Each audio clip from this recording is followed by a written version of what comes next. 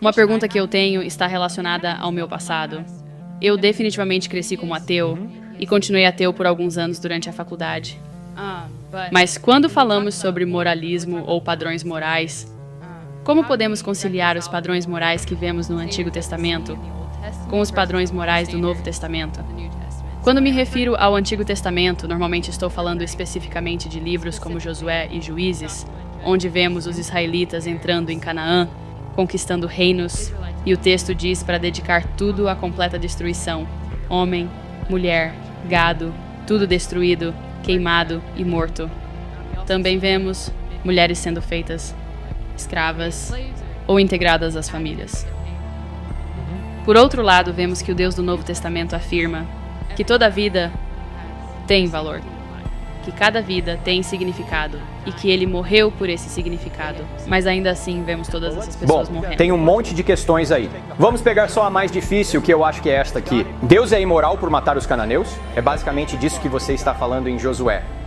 Bom, primeiro, a pergunta que eu quero fazer é: se Deus não existe, por que qualquer atrocidade do Antigo Testamento seria errada? Ateus normalmente respondem a esse tipo de pergunta. Sei que você não é ateu, mas quando dizem o Deus da Bíblia é imoral, eu paro e pergunto: qual é o seu padrão moral? Porque se você é ateu, não existe um padrão moral absoluto. É só a sua opinião. Agora, uma pergunta justa que um ateu poderia fazer seria: ok, mas você está dizendo que o seu Deus é amoroso, então isso é um problema dentro da sua própria cosmovisão. Então a próxima pergunta que faço é: Deus é arbitrário ou ele dá razões para julgar as pessoas no Antigo Testamento? Boa pergunta. Ele dá razões. Ele não simplesmente acorda como um chefe da máfia e diz: hoje quero os cananeus mortos.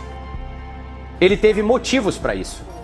E provavelmente o principal motivo, depois de 400 anos de avisos, é que os cananeus estavam sacrificando seus filhos ao deus pagão Moloque. Esse era um ídolo de metal, aquecido até ficar incandescente, e eles colocavam seus bebês nos braços dessa estátua, assistindo seus filhos serem queimados vivos. Na verdade, Plutarco, um escritor grego, não está na Bíblia, escreveu que os moradores batiam tambores ainda mais alto durante esses sacrifícios, para que os pais não ouvissem os gritos dos próprios filhos sendo sacrificados.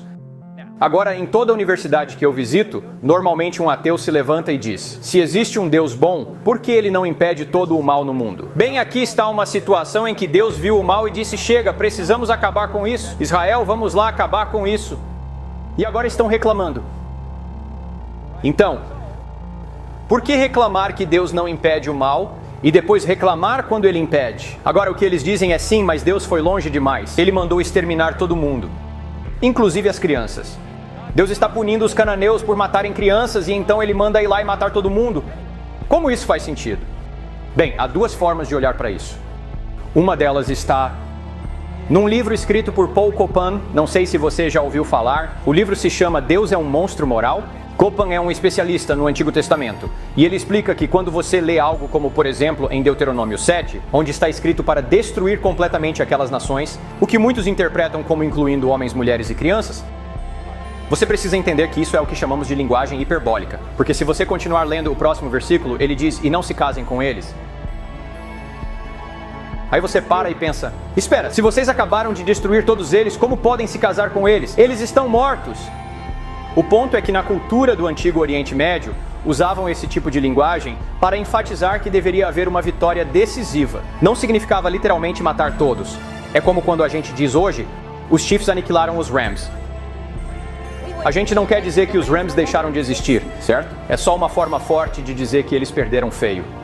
Essa é uma visão. A outra é a visão tradicional.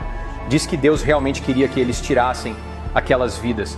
Então, o que dizemos diante disso? Vamos considerar a visão mais difícil, que Deus realmente disse que todos deveriam morrer. Deus pode fazer isso? Aqui está a minha pergunta. Deus comete assassinato ao tirar vidas na Terra? Quando alguém morre, Deus está assassinando essa pessoa? Não, Deus não pode ser acusado de assassinato, porque ele é o criador da vida. Então, quando ele tira a vida de alguém, essa decisão pertence a ele. Ele pode ressuscitar a vida, nós não podemos. Nós não temos autoridade para tirar a vida, mas Deus tem. Então, se Deus quiser tirar a vida de alguém, ele pode, se tiver um motivo para isso. Ele pode até explicar o motivo, ou não, mas ele tem autoridade para isso. Na verdade, se o cristianismo for verdadeiro, as pessoas não morrem de fato, elas apenas mudam de lugar, certo? Elas passam de uma vida para outra. Então, Deus tem o direito de levar alguém para a próxima vida, seja essa pessoa uma criança de 2 anos ou um idoso de 82. Deus pode fazer isso, nós não podemos. Agora, mais uma coisa sobre isso, Paul Copan entra em muito mais detalhes do que eu aqui. Mas um ponto adicional importante. Precisamos reconhecer que a teocracia do Antigo Testamento foi algo único e temporário. Não era o ideal eterno, mas um meio para chegar a uma nova aliança.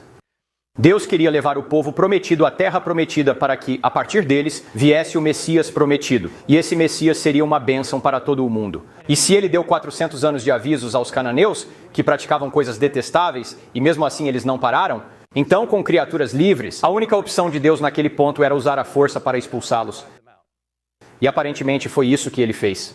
Deus pode fazer isso. Nós não podemos. Mas Deus pode. Agora, quanto ao próximo ponto, o Antigo Testamento, como eu disse, foi temporário.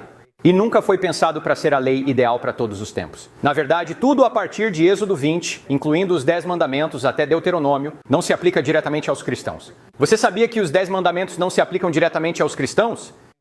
A não ser que sejam repetidos no Novo Testamento. E 9 dos 10 mandamentos são repetidos. O único que não é repetido é o mandamento de guardar o sábado. Por quê? Porque quem é o nosso sábado? Jesus. Ele já veio. O sábado é o nosso descanso. Portanto, a menos que algo seja reafirmado e renovado no Novo Testamento, não é aplicável aos cristãos hoje. E isso não é algo que se ensina com frequência nas igrejas. Muitas vezes nós simplesmente abrimos a Bíblia como se fosse um livro de sorte, colocamos o dedo em um versículo e começamos a ler. Mas não é assim que a Bíblia foi feita para ser lida. Na verdade, isso vai soar meio chocante, mas não existem versículos na Bíblia. Você sabia disso? Não há versículos na Bíblia.